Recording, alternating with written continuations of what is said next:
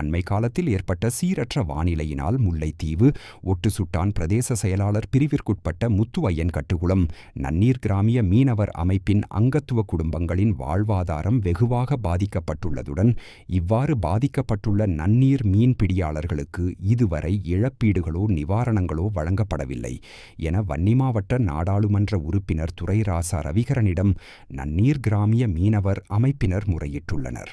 இந்நிலையில் முத்து ஐயன்கட்டுக்குளம் நன்னீர் கிராமிய அமைப்பின் முறையீட்டை அடுத்து வன்னி மாவட்ட நாடாளுமன்ற உறுப்பினர் துரைராசா ரவிகரன் நன்னீர் மீன்பிடியாளர்களின் பாதிப்பு நிலைமைகள் தொடர்பில் நேரில் சென்று ஆராய்ந்ததுடன் குறித்த நன்னீர் மீனவ அமைப்பினரிடமிருந்து கோரிக்கை கடிதங்களை பெற்றுக்கொண்டார். அத்தோடு மீனவர்களால் முன்வைக்கப்பட்ட கோரிக்கைகள் தொடர்பில் தம்மால் கவனம் செலுத்தப்படும் எனவும் தெரிவித்தார்.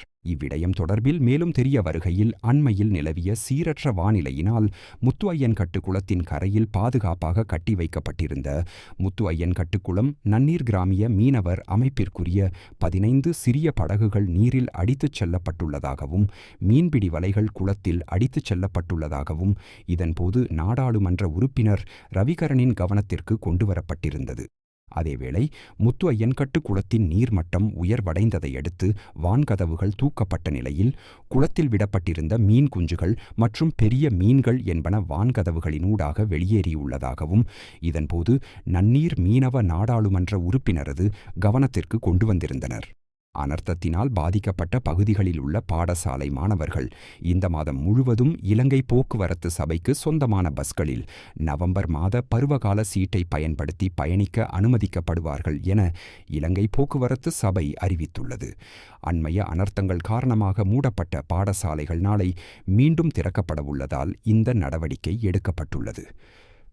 சிட்னி நகரின் மிகவும் பிரபலமான போண்டி கடற்கரையில் ஞாயிற்றுக்கிழமை 14 மாலை யூதர்களின் நிகழ்வு ஒன்றில் துப்பாக்கி சூடு நடத்தப்பட்டது. அதில் 16 பேர் உயிரிழந்துள்ளதோடு சுமார் 40 பேர் காயமடைந்தனர். இந்த துப்பாக்கிச் சூட்டை 2 மேற்கொண்டுள்ளனர்.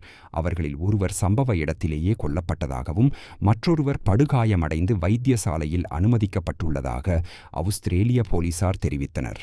துப்பாக்கிதாரி என கூறப்படும் இவர்கள் 2 தந்தை மற்றும் மகன் என தகவல்கள் வெளியாகியுள்ளன.